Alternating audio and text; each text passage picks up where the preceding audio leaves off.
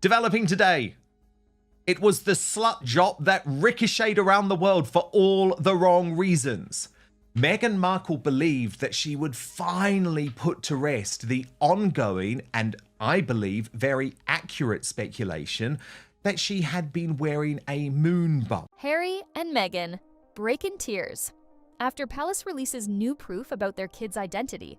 Harry and Meghan were supposed to be enjoying a quiet Monday morning when a single encrypted file hit the inboxes of half a dozen royal correspondents.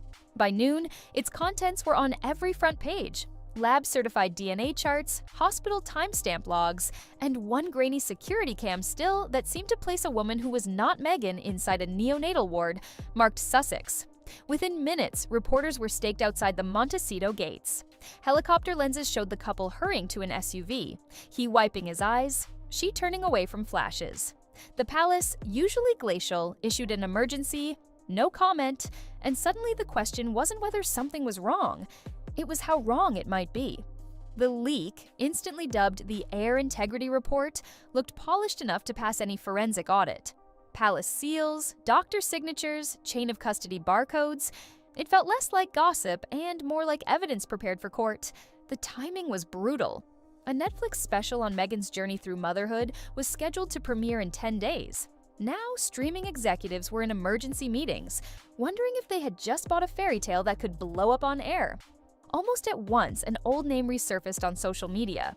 DL, a Californian woman who years ago hinted she had carried a baby for someone famous. DL vanished after the hint, but insiders say her silence was secured by an agency specializing in celebrity discretion surrogacy. According to documents in the leaked file, that agency billed its secret client under the codename Project Sussex, with line items for prenatal vitamins, private chefs, and weekly psychiatric evaluations designed to combat isolation fatigue. Commentators who dismissed moon bump rumors as tinfoil fantasies now scrambled to explain away video evidence they had once laughed off. In slow motion, the famous footage of Meghan greeting market vendors in 2019 showed her belly folding like thick silicone when she bent to accept a bouquet. At the time, fans waved off the glitch as a camera illusion. After the leak, obstetricians appeared on breakfast shows naming specific ligaments that made such a fold physiologically impossible. Hashtags Marsh Papery Bump and Silicone Duchess trended before lunch. Yet paperwork, not video, threatened the monarchy most. British succession law is clear. A royal baby must be born of the body of a married royal mother to inherit rank. The public had glossed over a curiosity on Archie's birth certificate, Meghan's legal name missing, replaced by Her Royal Highness the Duchess of Sussex. Lawyers at the time called it a stylistic flourish. In light of new lab results, scholars called it a red flag waving right under everyone's nose. Inside Buckingham Palace, crisis advisors revived protocols not used since the abdication of Edward VIII. If these children were not born by Meghan Markle's body, then they are unable to sit in the line of succession, the royal line of succession. We're talking about Prince Archie and Princess Lilibet, of course. Then this video, and let's take a look at some of it, because this video has horrified so many, because Meghan quite clearly here is in some type of moon bump. This is not a natural body position. That's before you even get to the fact. Charles reportedly demanded an hour-by-hour briefing, while William consulted constitutional experts on whether titles could be suspended pending an investigation. The answer was yes, but implementing it without detonating the Commonwealth's fragile affection would be a diplomatic nightmare. Meanwhile, the Sussex household went dark. Publicists who usually fired off instant rebuttals offered nothing. Planned podcast appearances vanished from calendars, and Meghan's personal blog, updated daily with lifestyle tips, simply stopped. A Montecito neighbor told local radio that loud arguments had erupted past midnight, Harry begging Meghan to just address it. Meghan insisting, silence is safer than a misquote. Whether that quote itself is genuine, no one can say, but the image of a prince pacing the hall while cameras zoomed overhead felt tragically believable. DL, for her part, reappeared with a simple message. She would take a live DNA test on camera. Her attorney confirmed that a reputable Los Angeles lab had agreed to televise the chain of custody from cotton swab to chromatograph readout. If her genetic code matched Archie and Lilibet, it would not merely embarrass Harry and Meghan. It could legally sever the children from the line of succession and nullify their HRH styles overnight. Brands that once tripped over themselves to collaborate with the Sussexes suddenly pumped the brakes. A children's book deal touted as Meghan's feminist baby manifesto was paused. Sponsors who had banked on the royal sparkle worried about consumer backlash. Pollsters reported a stunning flip. Public trust in the couple dipped below the level recorded for Prince Andrew during his lowest ebb. American talk shows quietly replaced Meghan's segments with lighter fare about garden parties and pet rescues. While supporters blamed racism, classism, and media cruelty, the harsher reality was simpler.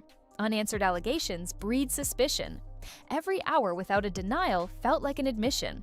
Royal biographers noted that in palace history, silence is rarely strategic. It usually signals legal paralysis.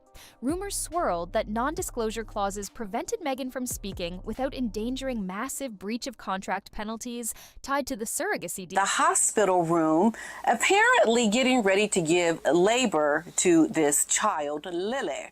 Now, first of all, there's a few things I have to say about this video, okay? Looking at this video, the first thing that comes to mind is that stomach is too big. Inside gleaming corridors, courtiers drafted contingency statements acknowledging procedural irregularities in the Sussex births. One scenario involved reclassifying Archie and Lilibet as courtesy grandchildren, a face-saving term that would quietly remove them from constitutional documents while allowing them private lives abroad. Another floated the possibility of Harry himself renouncing claims on their behalf to shield them from media carnage. Friends say the prince has aged 10 years in 10 days. The emotional toll is obvious. Paparazzi photographs show Harry's eyes puffy, Meghan's jaw set hard enough to crack diamonds. Body language experts, the new oracles of modern scandal, detect despair. Shoulders slumped inward, hand-holding absent. A gap wider than a diplomatic corridor between their walking stances. If the marriage was already strained by career setbacks, this crisis could snap the final thread. Yet behind the spectacle lies a deeper question. How did an institution famed for microscopic vetting allow any uncertainty about royal maternity? Palace insiders whisper that household staff who inquired about delivery details were transferred or dismissed. One recalls being told, "Ask and you're out." Another claims she signed a confidentiality addendum specifically forbidding discussion of obstetrics. Such accounts paint a picture of control so tight, it strangled common sense. As the DNA deadline approaches, bookmakers slash odds on titles being stripped. Constitutional scholars issue op-eds urging calm, reminding readers that children are innocent, that the crown has weathered crises from beheaded wives to runaway kings. Yet social media has no patience for nuance. Viral memes depict crowns melting, baby bumps exploding, palace gates collapsing under data files.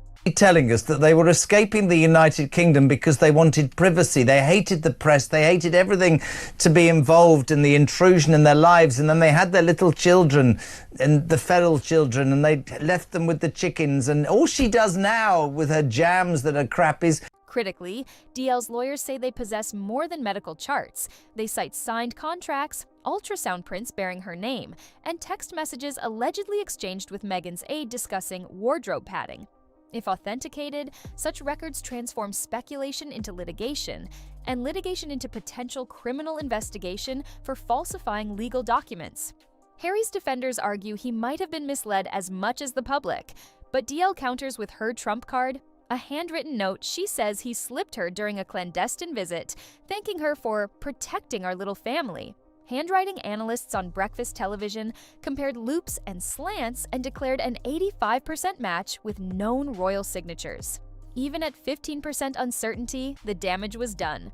As the scandal reaches fever pitch, a single truth becomes unavoidable. The monarchy, centuries old, still rests on the fragile premise of bloodlines everyone trusts without seeing. If the DNA swabs confirm an alternative lineage, that illusion shatters, and no amount of pageantry can glue it back together. Talk quietly shifts from crisis management to survival strategy. Can the crown remain revered if it cannot even verify its heirs? The countdown now sits at 48 hours. Satellite vans ring the Los Angeles lab like vultures waiting for the first whiff of finality. Palace press officers rehearse 2 statements, one exonerating, one catastrophic. In Montecito, a security team installs additional gates, preparing for whatever verdict emerges. Across the globe, classrooms, offices, and cafes buzz with one unanswerable question. If this story is true, what else have we believed that was never real? One thing feels certain. Even if the lab clears the Sussexes, their mystique has cracked. In the space of a leak, admiration morphed into doubt, then doubt into spectacle, and spectacle into harsh legal calculus. Harry and Meghan built a brand on authenticity, but authenticity now demands forensic proof. If they triumph, they must show the world every document they once guarded. If they fall, they must decide whether to stay in California as ex-royals or return to Britain to face a nation.